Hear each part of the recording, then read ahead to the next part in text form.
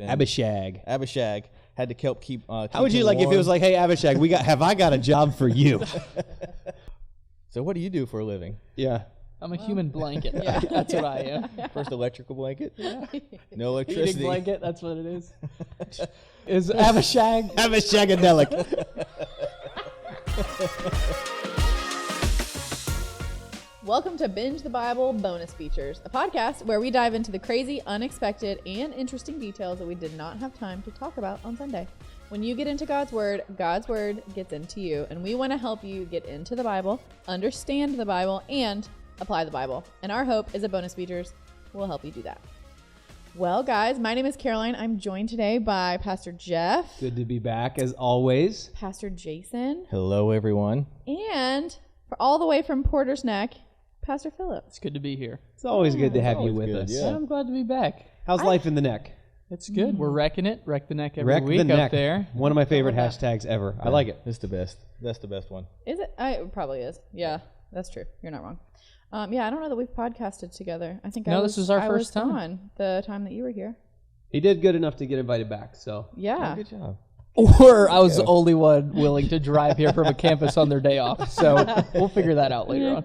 Let's not dive too deep into that. Anyway, all right. Well, guys, First Kings, part 1. Not all of it. We're not doing all of it. Nobody get crazy, but part 1 today. We're going to dive in a little bit into all of the first 11 chapters. Is that what we're going through? 11, kind of like the first 11 and a half-ish chapters. Yes. 11 and yeah, we didn't finish chapter 11, and we'll pick up in chapter 11 this coming week. And Pastor, I did have a question before you jump in there, and this is, I'm pretty aware there is so much good stuff in Kings and Chronicles, and we got Ecclesiastes somewhere in there. Why did you want to keep it through chapter 11 and just kind of dial in on that for this past message? So when I looked at it, my initial was that I really wanted to do all of First Kings in like one fell swoop, which is impossible. Most people that are doing kind of what we're doing are probably doing it in 3 or 4 weeks. I just looked at it and thought it seems to have a logical breakdown. Most scholars that I look at break First Kings into 2 sections, and then they break Second Kings into 2 sections, and it just comes a matter of what stories make the cut and what stories don't make the cut. And I felt like, all right, I think we can carry the story arc with these key moments, and there are a few things we'll leave out, but that's kind of where the beauty of this podcast comes in.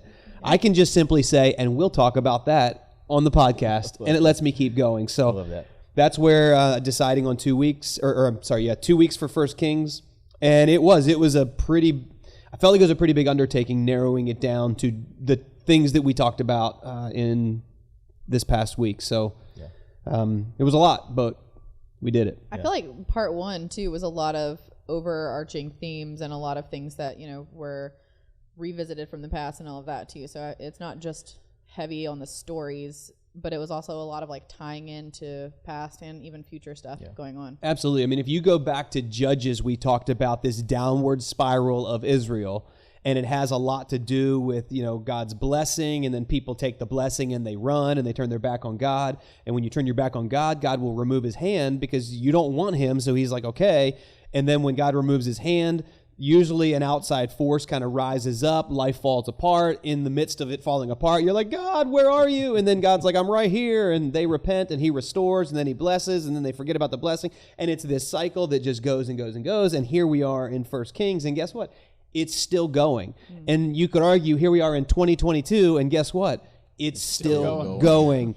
So we definitely can learn from the past, but there are some common themes. And part of what was a challenge for me in preparing for this is I don't want to just keep repeating the themes, but some of them were just so loud and clear I had to acknowledge it. Yeah. So anyway, there is a little bit of, hey, didn't we already learn this? And yes.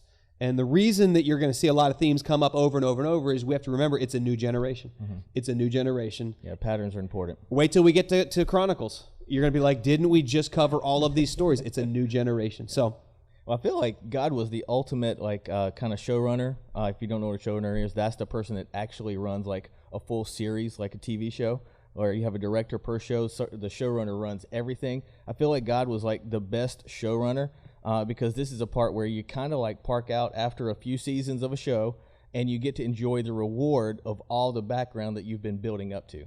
Because this is something we've built up to. Even the timeline you put up, Pastor, like David is one of the major points in the timeline. And now we're starting to see why that's such a big deal. And then when we get into the New Testament, we'll see why that's an even bigger deal and why the house of David had to be established. So it was kind of rewarding for me getting to park out on just those chapters in the message. Yes. And then kind of sit and listen. I think we'll have more fun today. Well, and I know for me, there was just a lot of things that start making more sense the more time I spend in it. And hopefully that's what's happening for everybody else. I mean, I've had the hardest time keeping straight, like the kingdoms of the north, kingdoms of the south, which one's Israel, which one's Judah, which one's it just gets messy. And so spending a little more time has brought some clarity, and hopefully talking about it even more today will do just that. That's the hope. That is. That's the hope. Well, let's get started. We've got some major themes and moments to cover. So we started with Adonijah. Adonijah, yeah. And the cool thing about this one, like Pastor, you said it, there are patterns that we're always going to pay attention to. I know we've been introducing the major moments with like kind of themes and perspectives to kind of like almost help us filter and what we need to like view the stories through. There's really not a lot of that for First Kings. Kings is really like you read through it straight through for the history, for the story, for the takeaways. There's not a lot extra to dig through. There's, of course, tons of material you can dig through just to add to context. But we see this one's pretty straightforward with, how do we say his name? Adonijah? Adonijah. Adonijah. So starting off, chapter 1, David is it says he's old, by our terms, like especially with me being almost 44, I don't think he was that old. No, I don't think. I mean, my dad is 75, and he moves faster than I do. He moves at a pretty good clip. Moves faster than anybody. But again, like I said, it's not the years, it's the mileage. Yeah. Like he's spent a lot of his life on the run, and so it shows. Yeah, it shows. Well, and so that first major moment we see, and that's probably what leads into Adonijah's claim to the throne. Chapter 1, he sees David's getting old, starting to relax more. You even said they had to bring a beautiful girl in to help keep him. Abishag had to help keep. How would you like warm. If it was like, hey, Abishag, have I got a job for you? It's actually in the palace. She's like, okay, all right, tell me more. Yeah. Cool. You're gonna keep the king warm. So what do you do for a living? Yeah. I'm a human blanket. Yeah. That's what I am. First electrical blanket? Yeah. No electricity. Eating blanket, that's what it is. Yeah, So- no, I did want to make it clear that this was not sexual. The Bible tells us that, but New or not. that's where people's minds were at. Yeah. They were like, no, Well, you can't blame them after all the cringe moments that we've talked about. That is throughout true. these seasons. That is you true. kind of expect Facts. it. But, props to David. Chapter 4 lets us know the king had no sexual relations with her. Right, but verse 3, can we just mention that they searched, the Bible says, then they searched throughout Israel for a beautiful young woman. I just imagine there's like a pageant. They don't really know what they're going to win, but they just know they're like, it's from all the different tribes. It's like Miss Blueberry Festival, but it's Right, Miss Human Blanket Festival. It's like and what's your special talent? And, now she's going to sing a song. And, I don't know. I'm picturing all these like Miss USA pageants and Miss Universe like the and wind beneath my wings or whatever, like, Miss Israel. Yeah. You win. Oh, What did I get? Oh my gosh, what do I win? A scholarship? Well, sort of. Get to sleep with the king, a really old guy. Keep him warm. Now, it is thought that she was brought amongst the concubines, which there was a benefit. There was a way that you were cared for in that regard. So just something to think about. That's a perk. Anyway. Yes. Thankful for modern medicine and modern technology. Yeah, and heating blankets. But leading into Adonijah, I'm going to stutter over his name every Adonijah, time you crushed say it. Adonijah. So about the time of David's son Adonijah, who was his mother was Haggith, began boasting. Haggith, That's a tough he just name. sounds Isn't like that a a tough tough woman? I feel like that's a Scottish meal. Yeah. It Haggis, kind of is. haggis. Haggis. It's Still something I don't want. Yeah. So he provided for himself chariots and charioteers and recruited 50 men to run in front of him. He's building. Yeah, this is his army. PR. He's building his representation, building his campaign. And it's just funny, and this is something that I've questioned even through my study is, like, hey, at what time did he receive, like, the inclination? Did somebody say something? Was it a friend? Was it his mother? Like, why did he all of a sudden just want to go for that bid? Yes. Because David, to this point, hadn't really said anything. No, and so as I was reading, the thought was Absalom is gone, Amnon is gone, that Chileab guy, okay, that's one of the brothers. I'm probably not saying that right. I could check the book, but we haven't heard anything from him. So either he's unfit to be king or he's dead. I'm going with dead just because that seems to be the trend. Yeah, definitely on the trend.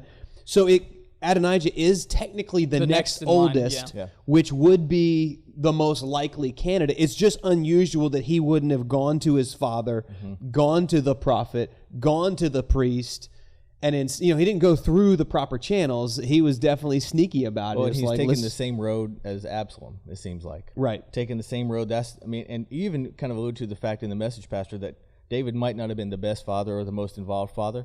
So maybe his only example was Absalom. Well, and we're given the insight that this isn't the right way to go about it, because it adds verse 6, his father never rebuked him. Basically saying he should be rebuked for his behavior right now. His dad was never like, why do you behave the way you do? Well, and it's like, what's wrong with you, boy? Is he asking for, not doing it because he doesn't want to, like that ask for forgiveness instead of permission kind of thing? He knows that he's not going to get the blessing, and so maybe he's just like, I'm just going to do it anyway. I get that, but I mean, I don't know if a coup sounds like the solution here. Yeah, let's just have a would coup. be great? My own thing. I'm just going to, I'm going to be king. They'll be fine. Yeah. Well, and it makes me appreciate even Bathsheba and Nathan coming in when they do start. I think it's down at verse 11 is where I saw it. They start in at verse 11. But it kind of makes us go back to 2 Samuel when we hear more about Bathsheba. And a lot of what I've seen and read points to the fact that she came from a noble birth, that she was aware of how things worked. She knew what to do. So, she seemed to be pretty on the ball. Right, and they scripted this moment as well. You can tell they were wise. So Nathan's talking to Bathsheba. Bathsheba's like, all right, I'll go in and ask him, did you authorize this? And while I'm in there, Nathan, you come. Nathan's like, I'll come behind you, and I'll be like, hey, did you? So it's going to be like two witnesses right here. In case he doesn't believe you, this will back it up. So, they're crafty. They knew how to work the system. Yeah. Well, and another little bit of a shout out to Bathsheba. We didn't get to do this on the last podcast, but in a culture when typically, because remembering correctly, her and David, their first child died. Yes. In that culture, had that happened to a king's wife, she would have been kind of moved a little bit to the back of the room. She wouldn't have gotten the attention. She shouldn't have been at the forefront of all this stuff. But we kind of see everything kind of infers that her and David grew closer, and that she still had a strong audience with the king. She was never kind of pushed to the back. She still had that strong audience. And I think a lot of it had to do with where God was leading her and what he had promised, what he was going to do to kind of reestablish her. And so I think the way this story plays out is awesome. It is. Here's a quick detail that I didn't get to address. But when Bathsheba and Nathan come to the king, they ask this whole thing. They ask him, your servant and Zadok the priest, Benaiah son of Jehoiada, and your servant Solomon, he didn't invite him. They're like, King, do you understand? He's throwing this inauguration celebration, but he didn't invite, your wife, didn't invite Zadok the priest, didn't invite, his brother Solomon. Sometimes, if you are participating in something shady, look around and ask, who's not here? And if if people of integrity aren't there, you might need to get out as well. And so it's just kind of like, hey, we should have been invited, which to me speaks to character and integrity and also wisdom. I found when I don't want to know the wise thing, I won't ask people of wisdom. Yeah. And so if you want people to sign off on your idea, a lot of times you will surround yourself with yes men. And, that sounds like that's what he did. People that would get behind him and, Adonijah, you're going to be king. We're standing with you. Whereas the people that would have raised question didn't even get an invite. Yeah. Well, it's funny you say that too, because the three levels of leadership at this time were priests, kings, and prophets. Yes. And none of those three had any hand in that.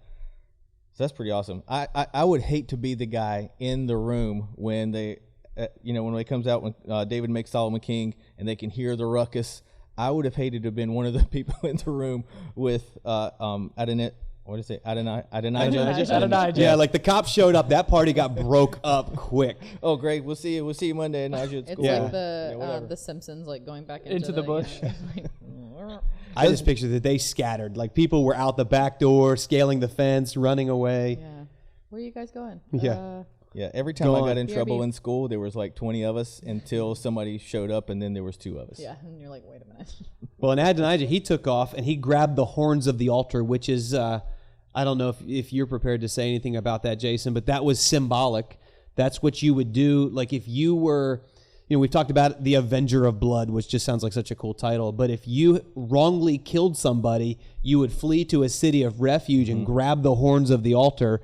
The idea is you can't get killed if you're grabbing the horns of the altar. So he went there like he knew he was in the wrong, and he's begging for forgiveness.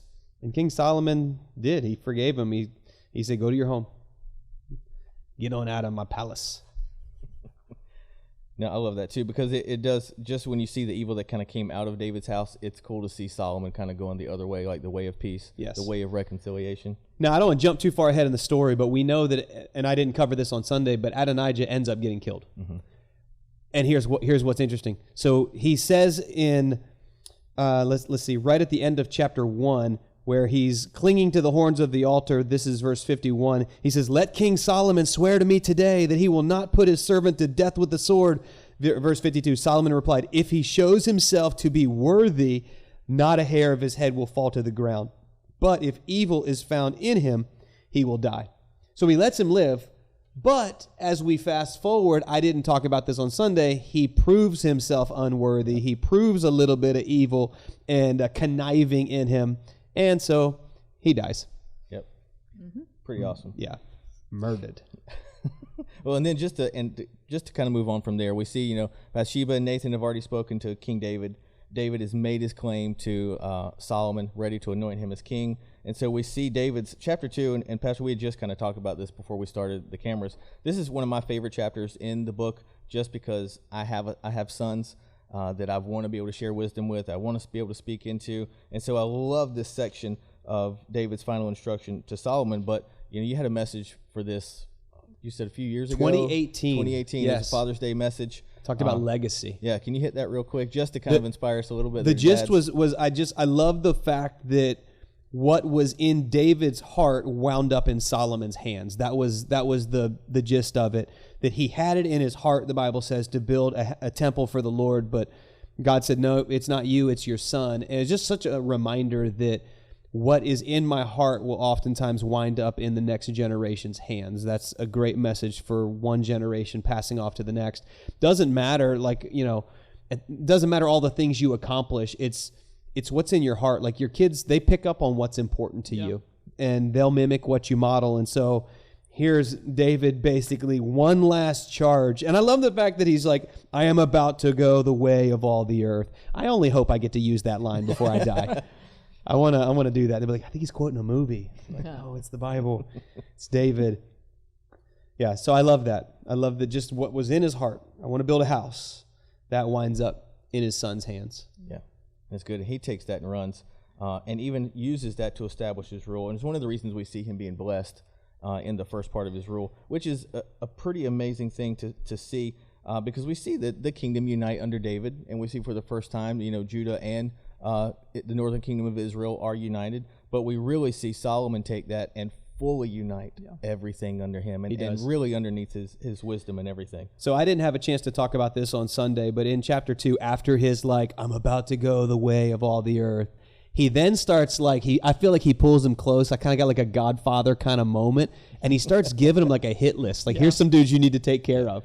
And he leans in, he's like, now you yourself know what Joab, son of Zeruiah, did to me, what he did to the 2 commanders of Israel's army, Abner, son of Ner, and Amasa, son of Jether. He killed them, shedding their blood in peacetime as if in battle. And with that blood he stained the belt around his waist and the sandals on his feet.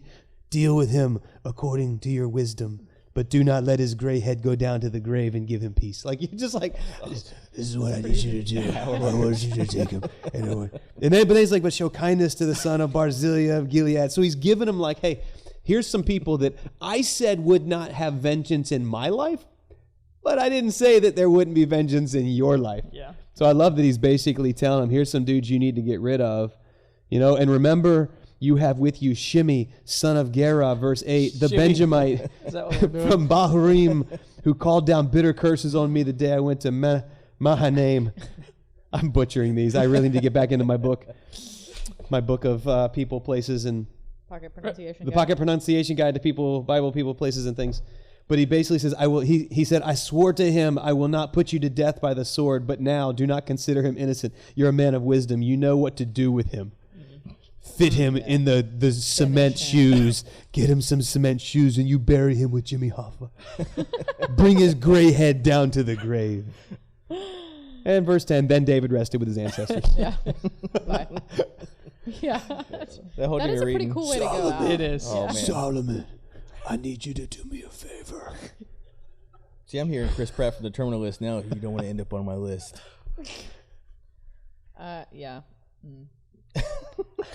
But he was such a good son. He was such a good son. He did everything that David had commanded. Like did. the hard stuff and the not so hard stuff. So I know we're moving slower than we thought, but this is just, there's so much gold that I had to skip. So chapter 2 then goes back to Adonijah, okay? Mm-hmm. So Adonijah tried to take the throne, didn't work out, begged for forgiveness. Solomon's like, fine, just as long as you prove worthy and you're not evil. Well, here's when Adonijah, the son of Haggith, he went to Bathsheba, Solomon's mother, and Bathsheba asked him, do you come peacefully? And he says, yes, peacefully. Then he added, I have something to say to you. And she says, you may say it. And he says, as you know, the kingdom was mine. I'm embarrassed for him at this point. Yeah. I'm embarrassed. He's just a sore loser. Well, Take your L, Adonijah. Yeah, I actually had a party and everything. It was Yeah. fine. Yeah. So I even had like a crown made. And so, as you know, the kingdom was mine. All Israel looked to me as their king, which no, they didn't. It was like the 50 people you paid to run ahead of you, and then all your friends that you invited to this celebration. But things changed, and the kingdom has gone to my brother, for it's come to him from the Lord. Now I have one request.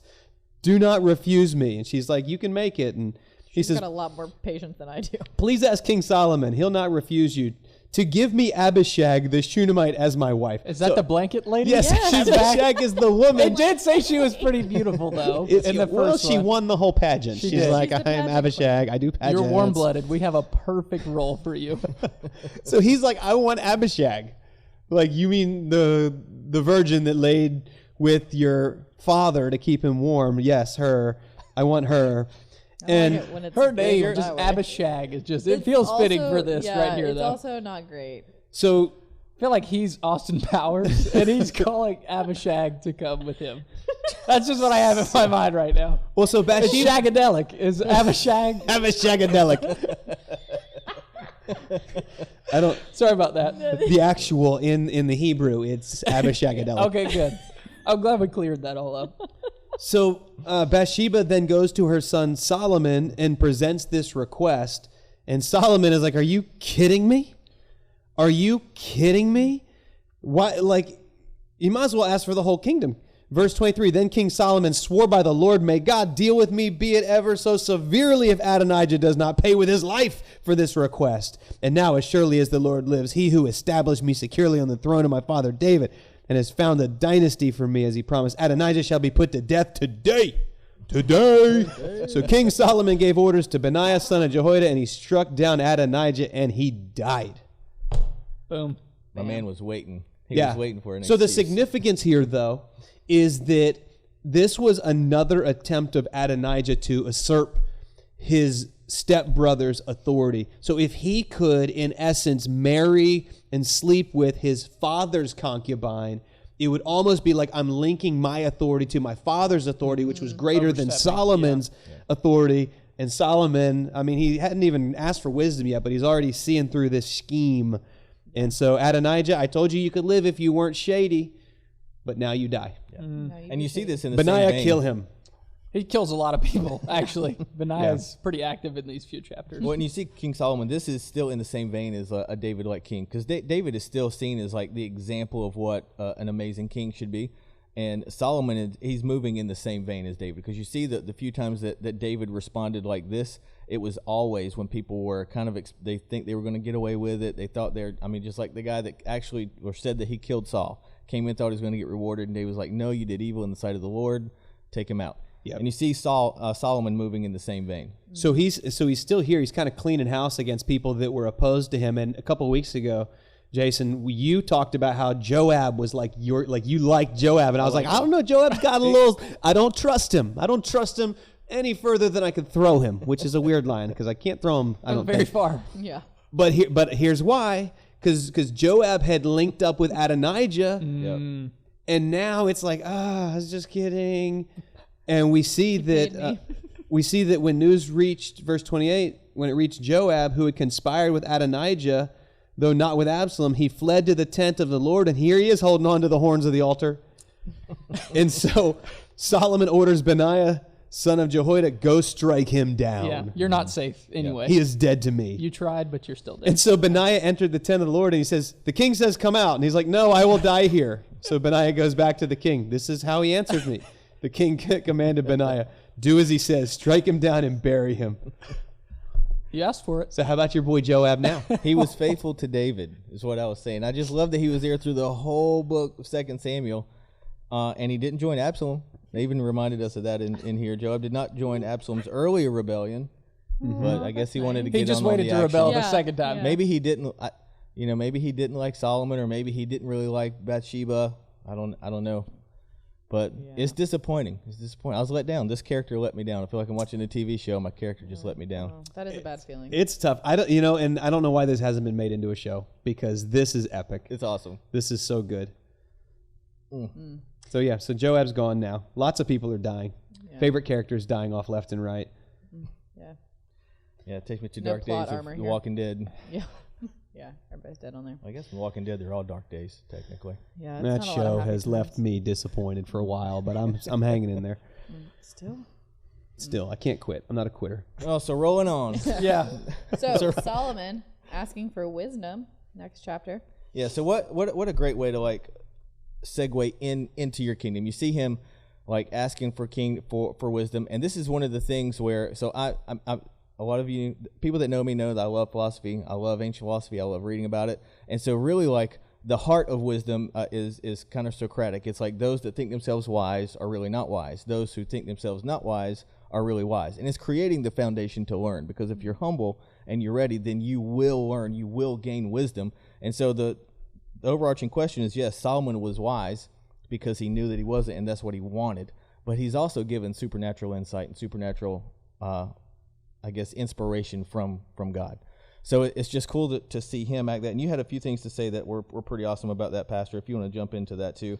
But without 20 regurgitating. 20 years old. Yeah, about asking. 20 years old. Yeah, without regurgitating. I mean, he makes this tremendous sacrifice and offerings to the Lord, and the Lord shows up in a dream and is like, ask anything you want. And he asks for a discerning heart. And he's like, I'm young, I'm not sure what I'm doing.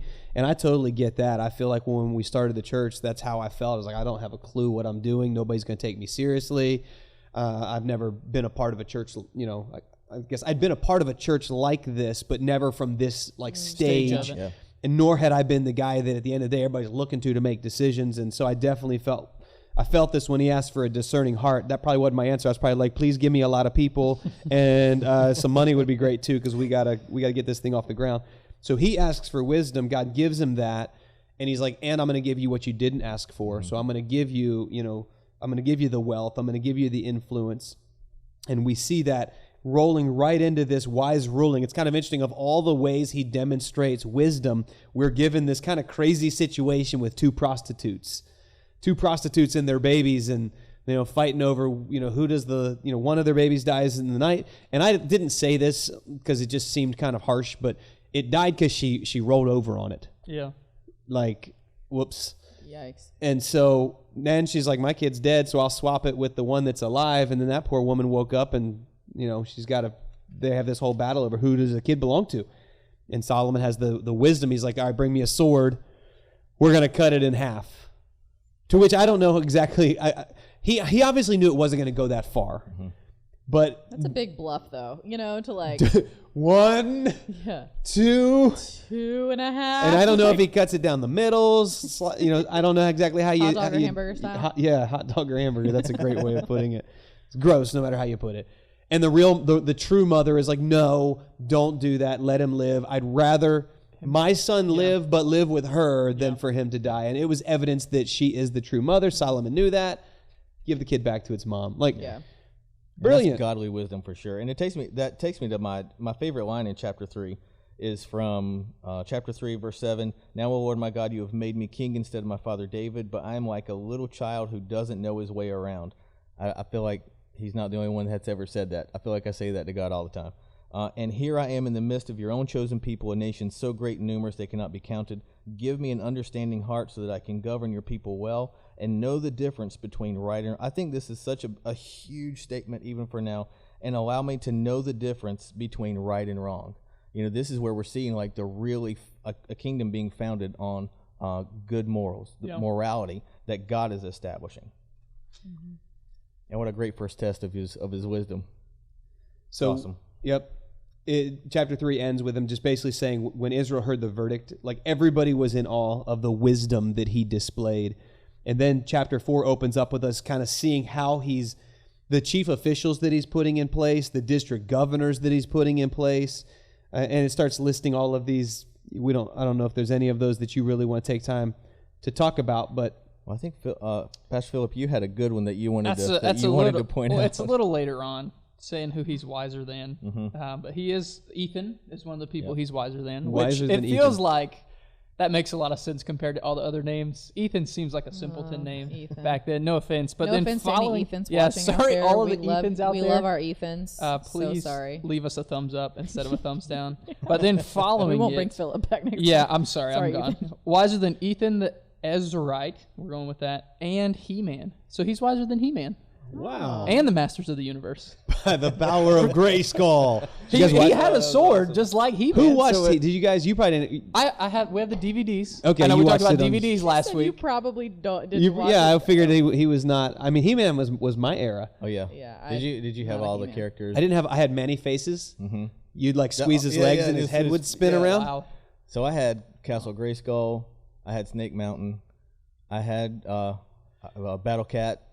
Are you making up these words? No, these are real. Check it out. It's not biblical. Is I had all the He-Man Powerpuff Girls. Is that the and same? Masters of the Universe same thing? Yes. Yeah. Okay. Same show. He-Man Okay. and the Masters of the Universe. They're like the sidekicks. That's how it was. Yeah. Because I remember when growing up, I really wasn't supposed to be into that because it was kind of like there was some weird, I don't know what you'd call it, some dark magic going on. Fantasy. It was fantasy. But there was a song, so I think it might have been like a Twyla Paris song called Masters of the Universe. Oh, here's the and I was like, he's the master of the universe. He is real and not make-believe. We have got to make this an official segment where Pastor Jeff sings a song. And now is the time of the show where Pastor Jeff sings a silly song. Yeah, no, I remember that. Yep. See, I was allowed to watch He-Man because I wasn't allowed to play Dungeons and Dragons. Oh, okay, and that's so my parents were like, 100% "Oh, we devil. took that away." That is demonic. Yeah, Yeah. yeah. That's like the Hellfire Club. Oh, That's a real thing, by the way. We found out this past season. man. Hellfire Club is real. Yeah, you start messing with that. Next thing you know, Vecna's all ripping around Wilmington. And We got spoilers all over the place. It's Okay. good. It's a So good thing we're- that nobody that listens to our podcast watches Stranger Things. None of that filth. So That was a great that's season, 4. though. We're kind of, there's not really Thank you too for much bringing in us there. back. So 5, they're starting to build the temple there. It's just when you're reading through this, the details of this are magnificent. Yeah, I kind of geek out on that, on him establishing the officials and the governors, just because I love to see things that have a built-in structure. So to see him kind of do that, and then to go into preparing for the building of the temple. And when you look into it, there were supplies that were already there and waiting, because David initially thought that he was going to be the one and already had gathered some supplies, kind of made contacts. And then you see Solomon come in and fulfill. And Patrick goes back to that, like, that legacy that David set him up. Patrick? Yeah. Wait, I said Patrick. I said Pastor Jeff. Just said it real loud. Oh, you said Patrick goes back to that. I knew what you meant. Okay. I knew what you meant. I thought Patrick Star, and I was like, I don't think that's Maybe what I was we're thinking talking Patrick Swayze because we're thinking 80s movies. about. I think you said Pastor. It just sounded like Patrick. So he links up with one of David's old friends, and he's got all the goods. He literally has everything they need to make this place fantastic. The total package. That's him. Hiram? Is Hiram that what of we're going Tyre. with? Yep. You don't know? Do you think we should hire him? You better hire him before somebody else hires him. Hire him. Maybe that's how he got the job. Like, he wasn't actually supposed to, and they're like, hire him. And they're like, oh, like, all right. okay. Oh, Sure. man. Whatever. Oh, these names. I wonder So what they'll say something about that our was names. interesting about building the temple is when it talks about how they didn't actually build like the stones at the temple site. Yeah. All of it says there not a hammer was heard Like they believe this place was so holy that they didn't want there to be the banging of, which I think it's probably a combination between the banging of tools, but also like the potential of injury. And so they would make these massive stones, and then somehow they brought them all the way in and got them in place. Yeah, nothing to desecrate the land. That's crazy. It's impressive. It is. I'd be like, I'm going to build a house, but I'm going to assemble everything way over there, and I'm going to bring it in piece by piece, and we're going to put it together. Well, they kind of do that now. They build it before it gets there. They just bring it in and take the wheels off. Am I right? Well, that's different. That's a different type of house. Oh, There are those. sometimes leave the wheels on it and the hitch. It's convenient. True really. story. It's convenient. Columbus County, isn't it, Jason? I'm not going to say yes or no, but I know about some convenience. So it makes chapter 5 is all about preparation for the temple. Chapter 6 is the actual building of the temple. Walking it's just amazing the amount of intentionality, and it's just so specific. Like everything, the outside, the inside, how to maintain the land. 60 cubits long. Has anybody got their cubic converter real quick? 60 cubits is about 90 feet long. So the temple is about 90 feet long. Okay. It's 20 cubits wide, which is about 30 feet wide. So a cubit is 1.5 feet. Am I correct? Check my math. I think so. 1.5 feet. We can Google it. Yes. Yeah. Because 20 cubits and 30 feet, that's 1.5. Yeah. That's 1.5. Yeah, that's right. So it gives you some of the dimensions, but then it starts talking about all the different parts of the temple. I mean, it's impressive. The interior walls are lined with cedar boards. You know, it smelled good in there. Yeah. Oh, yeah. Had that like cedar chest type of smell, and the moths are going to be messing with your stuff in there, in the cedar. It's important. Isn't that what you do? You put your sweater in a cedar chest. Am I right? I'm looking at very you. unaware. Okay, Very never unaware mind. of where we're My, going here. my sweaters are from H&M. I don't think it matters where you put I them. hang mine up. That's true. H&M sweaters are disposable anyway. Hang yours up. Yeah, so the inside of the temple was cedar, verse 18, carved with gourds and open flowers. Everything was cedar. No stone was to be seen. They were, I mean, it's pretty meticulous, all the details that went in to this, which is crazy to me, because I remember like the early days of the church when we were like trying to build out this building, and people would get upset about how expensive a building is. And I'm like, can you even imagine what these buildings cost? Like, I mean, it was astronomical. I just imagine somebody was like, you know what them cedar gourds are going to cost us? We got to get the gourds because he wants some gourds engraved in the cedars. Like, it's a house for the Lord, for crying out loud. Let's put a little something in there. Well, it's just a throwback to the investment that you talked about at the end of 2 Samuel, when David said that he had to pay something for the land. You know, he had, where there's going to be sacrifices, where he was going to be inviting God's presence, there had to be something there. There had to be something of worth, something of value. Yeah, and so look at this. I mean, verse 21, Solomon covered the inside of the temple with pure gold. And he extended gold chains across the front of the inner sanctuary, which was overlaid with gold. He overlaid the whole interior with gold. That's just wild. He had a pair of cherubim made out of olive wood, each 10 cubits high. That's a 15-foot tall. You go in the dark and you're like, wow, Yeah, like that was creepy. Well, and to see that amount of stuff that was done, all the decorations, the inner carvings, I mean, they were making cherubims of wild olive wood. Like you said, lining everything with gold. Double doors that were decorated with carvings, palm trees, palm flowers. So they started in the 4th year of Solomon's reign. Yep. Is that right? Yeah. And they finished in his 11th year. So only 7 years. It's amazing. That is amazing. Still shorter than building his own house, but that's okay. Yeah. We'll talk about that. We take longer than that to build highways and reroute traffic. Well, yeah, Market Street has looked like that for about 10 at this point. So sorry if you're not from Wilmington. But. So I do say this. Okay, I kind of poke around, like I was saying, when we were building out the church, there were some folks that got upset about like, oh, that's a lot of money. And I'm not saying that like buildings have to be a lot of money. Mm-hmm. I just think if we're going to stamp God's name on it, let's not be cheap about it. Yeah. Let's not do things in excess. Let's do them with excellence. That's good. And now what's interesting is we see this was the temple in the Old Testament. If we talk about the temple in the New Testament, we know that we as God's people are his temple. If this is the kind of care that went into the temple, how much care should go into our temple? Just a little something about like we ought we ought to just be conscious of what we're presenting to the Lord, and Yeah. that's in our own lives. So just a little for what it's worth. Does that mean I need to get a gourd tattoo? Is that what we're? I'm is that not what we're telling saying you there? that you should. Maybe like a Was big it a lily? Was cherubim. the other one? Was that the other thing? Cherubim on No, your you back. gotta go gourd. Yeah. On the shoulders? Yes. Cherubim A gold shoulders? tooth or teeth would be So awesome. those people are more like the temple than I am, is what we're saying. Adorning their temple. And now, a quick break for today's unofficial sponsor, Lifepoint Students. Lifepoint Students is a place for middle and high schoolers to belong and to find God together in community. Everything we do is to point students to life in Jesus and help them live life to the full. Lifepoint Students meets every Sunday from 6 to 8 at our Pine Valley location. We have games, worship, small groups, and on the last Sunday of the month, we host our large group event called United Night. It's the biggest party of the month. For more information, visit lifepointnow.com/students. That's lifepointnow.com/students. Now, let's get back to the episode. Chapter 7, Solomon's seven. building his own palace, which took 13 years to complete. Now, I don't know if there just wasn't as many people working on it, or if it was just that much larger. Well, and he built one for his wife, too. So it says there's 2. Mm-hmm. Huh. So I wonder if it took 13, because that feels like a lot for one house. You know? Yeah, it does say. I mean, it was 13 for that one. That's impressive. It's something. We'll pull it up on Google Maps here in a little bit. One just to one see. that was called the Palace of the Forest of Lebanon, and there were others. There was the Hall of Pillars. He also built a throne room known as the Hall of Justice. I feel like that's. And where he's got like the Batman and lion. He's got the Superman live. lions. The Justice next to League him, is too. there. It's pretty epic. I mean, Yeah.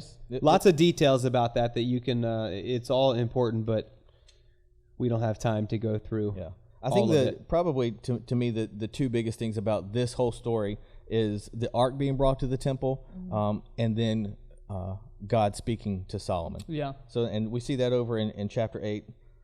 Solomon summoned Jerusalem to the elders of Israel and all the heads of the tribes, the leaders of the ancestral families of the Israelites. They were to bring the ark of the Lord's covenant to the temple from its location in the city of David, also known as Zion. So all the men of Israel assembled before the king Solomon at the annual festival of shelters, which is held in early autumn in the month of Ethanim.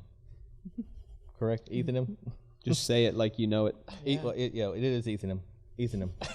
It's good. I don't even know what verse you're reading. Yeah, I was looking for it, That was and I just lost And it. I was like, That was yeah, just yeah. We're in through 8. first We're 2, 1 and definitely 2. That oh, was 1 man. and 2.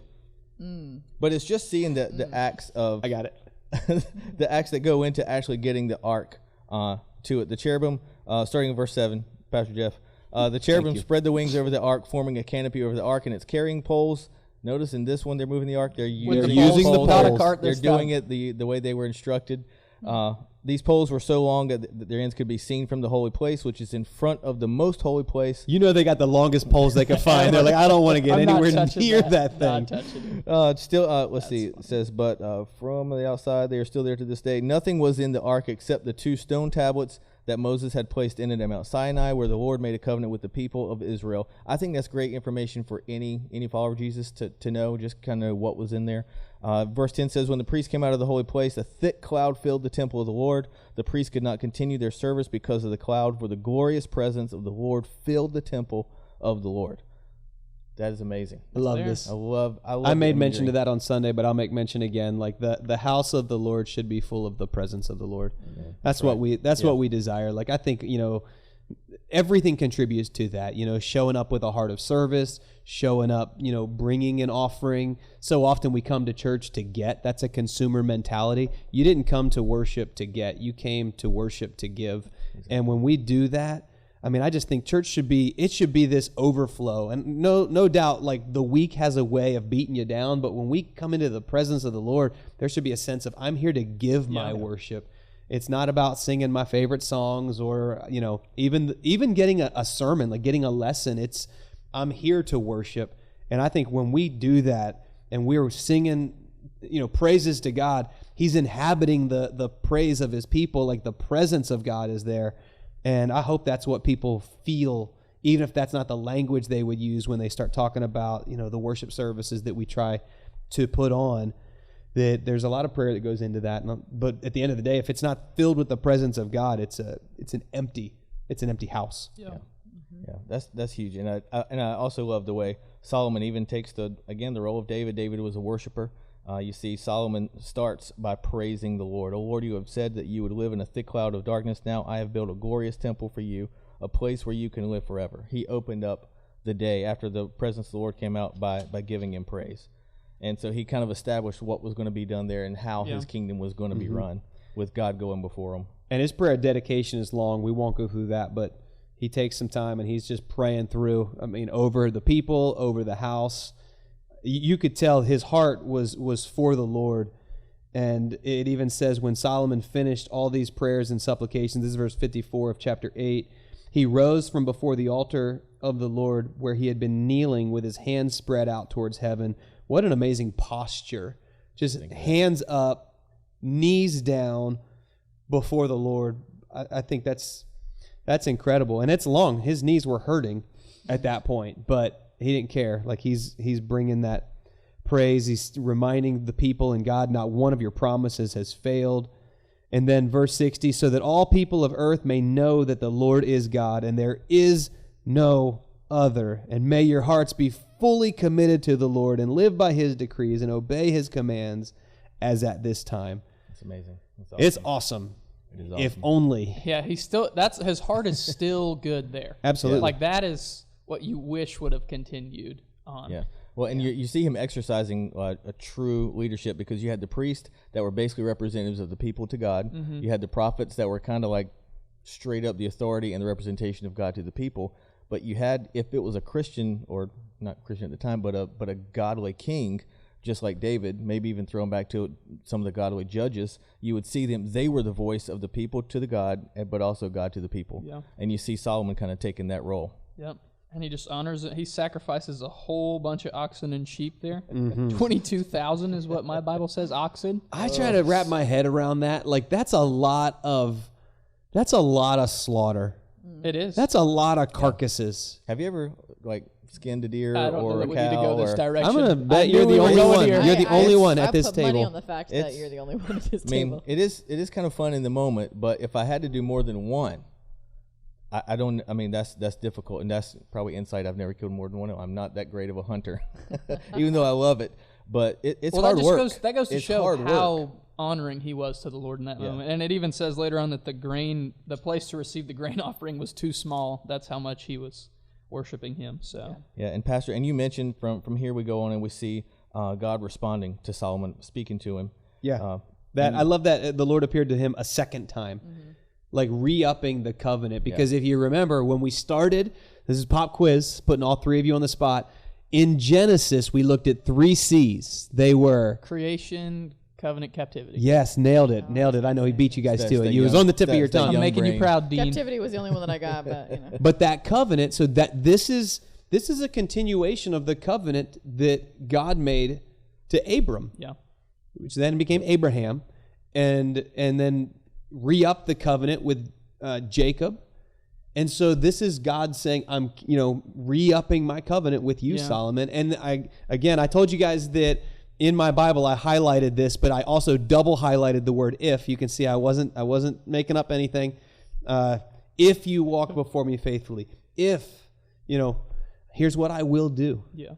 And so I love that God says, look, this is what I'm going to do. And apparently maybe it wasn't enough. I don't know. So, we know that Solomon's heart began to shift, but we're cutting ahead of ourselves. Yeah. Well, and it doesn't say what made it shift, but my inclination is a little bit of that is shown in chapter 10 when he starts to get see people coming because of the stories of his wisdom. Queen of Sheba comes.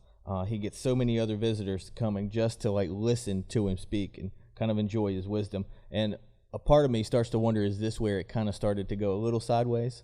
With maybe it's pride, maybe it's getting lost in what you're doing, maybe it's not. For me, speaking personally, it's those days when you forget to start your day with the Lord. You forget to make him number one of all. You wrap yourself up with the daily business instead of making God over all of it to start with. Yeah, I mean, he just built and built and built, and maybe the success went to his head. Yeah. It's quite possible. I thought it was interesting that Solomon's splendor in chapter 10 says the weight of the gold that Solomon received yearly was 666 talents. Yeah, it said silver was nothing. See a problem with that? Like silver was nothing. Can we make that 667 talents? I'm not superstitious, but I'm a little stitious. That's the sign right there. Mm-hmm. Yeah, and then silver was nothing. Like, it's like a penny on the ground. You're like, I'm not picking that up. Yeah. Sorry, only gold for me. Yeah. Bougie. Yeah. And Pastor, you even mentioned in the message that we do like kind of see this as part of the downfall, because even in the law, kings they should have only had one wife. And you even made the statement of not having a ton of horses or a lot of horses. Yep. And we see that Solomon has a lot of horses. 1,400 chariots and 12,000 horses. Horsemen. I mean, to me, that's a lot. For sure. I mean, I know that's a little bit of subjective term, but for me, that's a lot. Yeah, 3 is a lot for me. So that's a lot. 3 horses. Well, is from a ton. Pastor watching the you message, only ride one at a time. Well, I was going to say, like Pastor from the message, one you can one is, have a one foot is on a lot. each. I've seen it done. These in aren't the movies. show ponies. These aren't trick horses. I've seen it. Are these If you mini have horses? Or 12,000, these? I would argue that at least 2 of them can pull that off. Oh, for sure. At They're least 2. skilled. Yeah. If he's the king, they're skilled. Sure. And there's gold plated on the horses as well. There's definitely gold involved here. 4 horses, that'd be heavy. Oh, but so from there you see him kind of stepping into territory he shouldn't have been in to start with. Well, he's already got too much money. Yep. Too much gold. Well, and part of me is like, too, I'm reminded that God even told him that he would be wealthy. He would acquire riches and wealth, and that God was going to bless him that way. So where do we separate the blessing from the temptation? Well, and I'm curious, too, because all of this stuff that he has is really the result of, as the kingdom expands, it says that people brought tribute. Another word for that is taxes. Yep. So he's beginning, the people are being taxed. And if you go all the way back when the people are like, we want a king so that we can be like every other nation, there was a warning that was given. It's like the king is going to take. Kings take. It's what they do. Yeah. And they're going to take. Talked about taking the best of your land, the best of your animals, your kids your sons for the army. He's going to take, tax you beyond what you should. And so we're led to believe that this is part of what they were experiencing coming into this. And the reason I say that, spoiler alert, we're going to see that come into play in 1 Kings Part 2. Mm. We're going to see taxes come into play just a little bit. I can't wait. Oh, it's going to be exciting. Love talking about taxes. Who doesn't love tax season? Well, and then I think this was the verse that kind of caught everybody that was watching the message. In chapter 11, this is where we kind of expected. Now, King Solomon loved many foreign women. Besides Pharaoh's daughters, he married women from Moab, Ammon, Edom, Sidon, whatever that, and from among the Hittites. This is awesome. Yeah. So he's basically Mr. Worldwide at this point. But again, you stop short. Verse 2 just says, they were from the nations about which the Lord had told the Israelites, you must not intermarry with them. Like, he didn't listen. I made this abundantly clear. You must not intermarry with them because you will surely turn your hearts after their gods. I have a question. So was his only wife up until this point the Pharaoh's daughter? Is that what we've gathered from? I was just curious. Honestly, I don't know, and I haven't. We would have to probably, unless I've missed it, I don't know. There are other recordings of history from his time. It's doubtful that is his only wife. I was going to say. He would have gone into it pretty fast. I mean, as soon as they started making arrangements with other nations, there would have been marriages. Yeah. Because it said, 700 wives of royal birth. Yeah, so it was all strategic. Yeah. But he started falling in love. There was a strategy there for him. Many foreign women. The heart wants what it wants. Yeah. Okay, it was love. This is like The Bachelor, but no, it's like everybody gets a rose. Yeah, a rose for everybody. That's what Would you the Real accept this Housewives rose? of Israel is what I imagine his. Wait, that would actually be really entertaining. It would be a great show. And 300 concubines. Well, and so I feel like that kind of leaves us poised for next week. What's going to happen?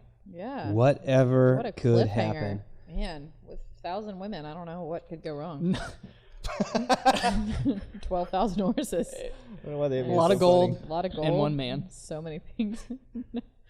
Just, so many different options. Well, we actually, now I think it's an easy segue into our segment that we lovingly called Cringe the Bible. Everyone's favorite part. And I think that's a good place to pick back up because, thinking about having 700 wives, not even thinking about the concubines, 700 wives, you know that he doesn't know all their names, right? Like no possible there's chance. no chance. Oh, and I a lot don't of them even- probably have the same name too. Yeah. He was the wisest man ever. Unless he just called them all. That Well, wasn't very wise. It wasn't the wisest decision. maybe he had flashcards. Yeah. Let's just picture these like hieroglyphic looking stick figures. That's Mary for sure. Find me a better artist, I just please. I see a scroll for a checklist. He definitely Let it had roll one out across the person room. who kept track of all the His names. personal So, for sure. assistant. You're my wife keeper upper with her. Where'd he house them all? That's That's also probably why he that built what- all those. That's what those that house palaces. was so That's why big. he's got like bunk beds. because like sister wives, they all have their own house, so you don't have space for all Well, that. yeah. I don't know. We can look that stuff up later. Ah, it's just cringy to think about though, because it's probably not a good situation for anybody. We do know differently than David. They're not just keeping him warm. These are not the blanket ladies. Well, and so is that your cringe, Caroline? Just the fact that all the wives and concubines? It really is, because it's alarming to think about. Yeah, And it's, it is pretty cringe. My cringe it goes back to like Abishag, and I think Abishag is I mine think as because well. the reason that's cringy for me, because I love David, I'm a fan, but did he not know her sexually because he was just old and really needed to keep warm, or was it because he I think he couldn't. I think honestly, I was reading one commentary that said that he was impotent. Yeah. At this point. So that's why it's cringy for me, because I'm like, they're saying something, but they're not saying something. well, and why did she have to be a I young? smell what you're stepping in. Young Yeah. and beautiful. What was Why yeah. did she have to be young and beautiful? To me, she needed to like keep be him warm? We're getting somebody. large and in charge to keep you warm. I just feel like be if young you're and looking beautiful or now, large and in charge. just from a purely scientific, from the scientific realistic, comes in later. from the scientific realistic point of view, the bigger the mass, the warmer he's going to That's be. what we're I'm saying. But maybe he was too so fragile. canceled after this He might episode. have been- if we've made it this far, we're not getting canceled. I don't think That's all. anybody's We canceling talked out about there. foreskins for 15 minutes. Way yeah. to slip that back in there. Yeah. Well, David got Okay, so gonna stop Abishag there. having to crawl into bed night after night with David. Was this a long time period that she was well, in there? he I was. thought we they don't tried know it how one long. time. We don't know. No, I mean I think this was a nightly while, right? thing. Okay. I think this was a nightly thing. I assumed that it was. But I Yeah. don't know. But then I sticking with Abishag, just the fact that Adonijah was like, since she's not doing anything anymore, you think I could have her? It's like that's just great. Yeah, was I'm just good. saying. All right, well, that's my cringe that was moment. pretty cringy. Yeah, that was mine. That just happened. Well, our last segment that we usually end on, and we have a good one here, is our Inquiring Minds segment, where we have people submit questions throughout the week. They want to know. The people want to know, and you need to give the people what they want. Yeah. So this question, it says, Pastor Jeff said that the book Kings had an unknown author, and it was written 400 years after the events that occurred in Kings. How do we reconcile that it is still accurate and God-breathed? Great question. Yeah, that's an awesome question, and I made a few notes, so guys, feel free to jump in wherever. I will say, just from a little bit of foundation for studying, interpreting the Bible, if you look in whether it's scientific discussion, philosophical discussion, theological, whatever there is, in these academic realms, you don't really talk in terms of proving things. You talk in terms of supporting things, because you're always building material and background to support, not necessarily to prove. And so just kind of remember that as kind of like a foundation when you're reading and studying through these things. So for us, it's still going to be there's an aspect of faith, actually, in all three of those things, scientific, philosophical, whatever. There's going to be an aspect of faith because you're building support. You'll never be able to 100% prove, which is one of the reasons I love the Bible and God's connection to us anyways, because that faith connection has to be maintained. So when we're looking for this, for Kings specifically, I was looking into like what would they have done, because we do know that through every kingdom they would have kept chronological records of the kings and family, and we see those records even starting in Genesis with family lines and all that stuff. Right, being you'll recorded. often see at the end of a king, it'll say, and the rest of his works are recorded in. The book of. So the Bible's not the only ancient document recording history. I think it's important that we understand that what we have here is corroborated alongside of other ancient documents. Yep. So you definitely have got more recordings than just the Bible. Yeah. Well, that's probably one of my favorite messages that you've ever done, Pastor Jeff, was the, I think it was in Trending. I think you've done it a couple different times. How can I trust the Bible? The last time was in Fully Alive. We can actually drop a link in the show notes, but it was on, being founded on the Word and how can I trust the Word. So, well, continue on. And so going back for Kings specifically, and I don't even look at it there. It is an author, but it would be more of like an author / compiler. Like he compiled information, and some of the sources he could have pulled from. It's the book of the Acts of Solomon, as well as other scribes, because whoever it is, most believe it was Jeremiah.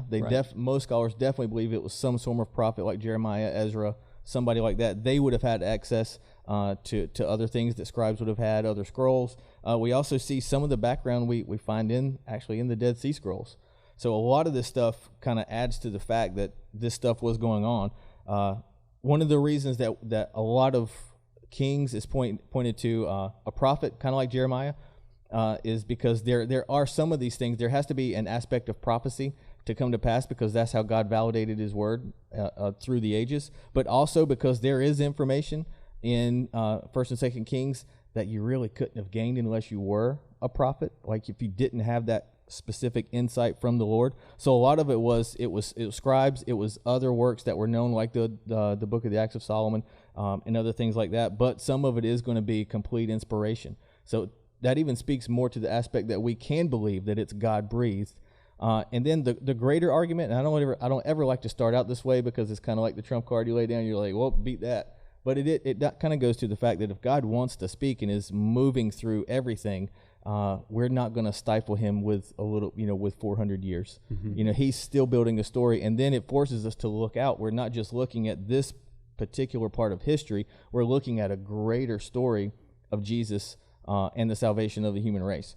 So we see kind of all that working, but you also see things coming out of here. There were things like the Tel Dan Stele or Steely, whatever it's called. It was Steely Dan? Yeah, Steely Dan.